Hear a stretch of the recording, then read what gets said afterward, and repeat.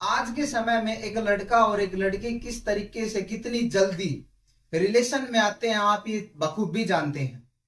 लेकिन समस्या तब उत्पन्न होती है जब वो उनके संबंध में, उनके रिलेशन में जब कोई तनाव उत्पन्न होता है और वो एक दूसरे से ब्रेकअप कर लेते हैं। और जैसे ही ब्रेकअप होता है वो एक दूसरे को ब्लैकमेल करना शुरू कर देते हैं और बस यहीं से समस्या शुरू हो जाती है। ये ब्रेकअप ही उनको वहां लेकर जाती है जहां उनको नहीं जाना होता है। हाँ दोस्तों, मैं थाने की बात कर रहा हूं, मैं एफआईआर की बात कर रहा हूं। इसी ब्रेकअप को लेके या लड़का जाता है या लड़की जाती है, वो दोनों में से एक या दोनों ही एफआईआर करने पहुंच जाते हैं और केस लंबे चलते हैं और इन्हीं चीजों को लेकर ना वो अपनी जिंदगी में केस लड़ते रहते हैं और उनकी जिंदगी चलती रहती है। तो दोस्तों, आज हम इसी बात पर चर्चा करेंगे कि कोई लड़का या कोई लड़की कोई एक दूसरे को अगर परेशान करता है, कोई को मजबूर करता है, कोई लड़की किसी लड़के को शादी के लिए मजबूर करती है या कोई पैसे वैसे मांगने के लिए वो करती है या कोई बोलती है कि मैं तुम पर रेप केस कर दूंगी या किसी भी तरह की कोई भी बात करती है, या लड़का किसी लड़की की फोटो वीडियो ऑडियो वायरल करने की कोशिश करता है, या कोई भी उसके साथ कोई ऐसी हरकत करता है जो उसको नहीं करनी चाहिए। तो आज हम इसी बात पर चर्चा करेंगे। नमस्कार दोस्तों, मैं एडवोकेट यतेंद्र आपका स्वागत करता हूं। जैसा कि आप जानते हैं कि इस YouTube चैनल पर आपको लीगल अवेयरनेस की जानकारी मिलती है। हम समय समय पर आपको इन चीजों से बताते रहते हैं और आपके जो अधिकार हैं उनको आपको बताते हैं ताकि आपको भविष्य में उनका उपयोग करो और कोई भी समस्या आने से वो खत्म हो जाए। तो दोस्तों, हम बात करते हैं कि जैसे मान लो कि कोई भी लड़का या कोई भी लड़की किस तरीके से एफआईआर करे कि जल्दी से जल्दी उस चीज से छुटकारा पाया जाए। तो हम दोनों तरफ की बात करेंगे। पहले तो हम बात करते हैं कि लड़का कैसे एफआईआर करे। जब लड़के की बारी आती है तो हमारे मन में बस यही आता है कि पुलिस वाले तो उसकी एफआईआर क्लोज ही नहीं करेंगे, उसकी दरख्वास्त ही नहीं लिखेंगे। तो दोस्तों, ऐसा कुछ नहीं है, बस तरीका होना चाहिए, वो सारे काम हो जाते हैं। अगर लड़का एफआईआर करना चाहता है तो उसको पहले तो ये करना होगा कि किसी थाने नहीं जाना है या किसी एसएचओ के पास नहीं जाना है, उसको डायरेक्ट किसी एसपी को या एसएसपी के पास या डीएसपी के पास, उच्च अधिकारी के पास जाना है। जब वो उच्च अधिकारी के पास जाए और उस तरीके से एफआईआर करेगा तो उसकी एफआईआर जरूर लॉन्च होगी। एफआईआर करते वक्त समय उसको 3-4 बातों का ध्यान रखना बहुत जरूरी है। जब वो एफआईआर लॉन्च करवाए तो उसमें एक शब्द यूज करना चाहिए, उसको हनी ट्रैप। जैसे वो शब्द यूज करेगा हनी ट्रैप, तो पुलिस वाला जो हायर ऑफिसर है वो तुरंत समझ जाएगा कैसे क्या बात हुई है। दूसरी बात, जब लड़की के खिलाफ कोई एफआईआर या शिकायत दर्ज करवा रहा है तो उसमें कोशिश करे कि लड़का लड़की के मोबाइल नंबर ना लिखवाए। अगर मोबाइल नंबर लिखवा देता है तो पुलिस वाले उनसे डायरेक्ट कांटेक्ट कर लेते हैं और बात वहीं पर बिखर जाती है। तो इसलिए बात वहां पर बखेरनी नहीं है, आपको नंबर की बजाय लड़की का एड्रेस देना है। एड्रेस देने से पुलिस उसके घर चली जाती है। दूसरी बात,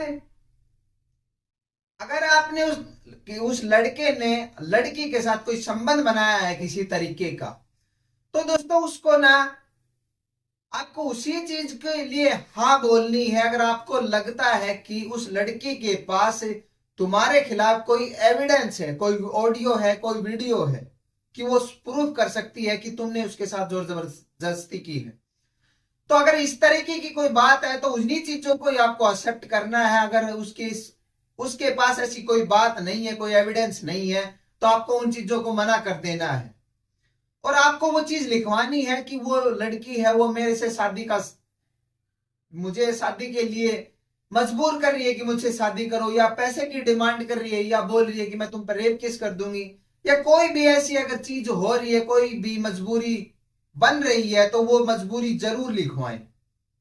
तो इस तरीके से अगर आप एफआईआर करते हैं तो लड़की की तरफ से भी एफआईआर क्लोज हो जाती है और कार्रवाई स्टार्ट हो जाती है। अब हम इसके दूसरी तरफ बात करते हैं, अगर किसी लड़की के साथ अगर ऐसा हो रहा हो तो लड़की को क्या करना चाहिए।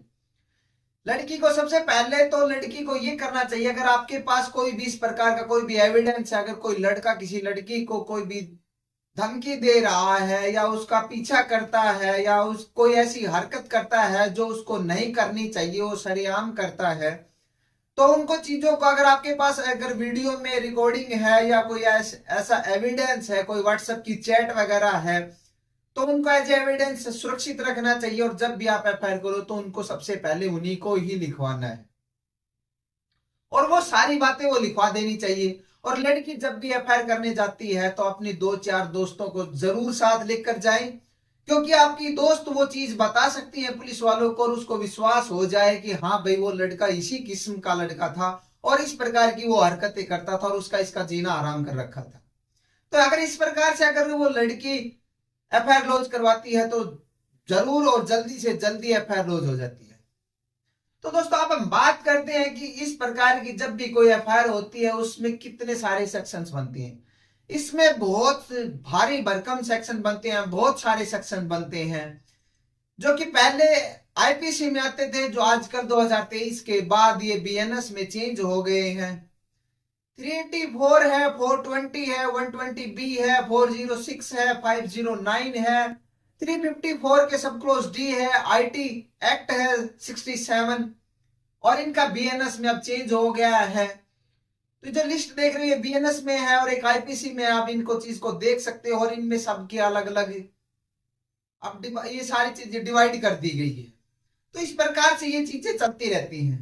तो दोस्तों अगर आपका कोई भी साथी, कोई दोस्त, भाई या किसी भी प्रकार का कोई भी सगा संबंधी है, अगर इस प्रकार की चीजों से गुजर रहा है तो उसके साथ हमारी वीडियो शेयर करिए ताकि वो उन चीजों से निकल सके। और हमारे जो स्क्रीन पर जो नंबर चल रहे हैं आप इस पे कांटेक्ट कर सकते हैं, व्हाट्सएप कर सकते हैं और आप अपनी समस्या बता सकते हैं। हम जल्दी से जल्दी आपकी समस्या का समाधान करने की कोशिश करेंगे और जल्दी से जल्दी आपको रिप्लाई देंगे और एक अच्छा रास्ता दिखाएंगे ताकि इन चीजों से जल्दी से छुटकारा मिल सके।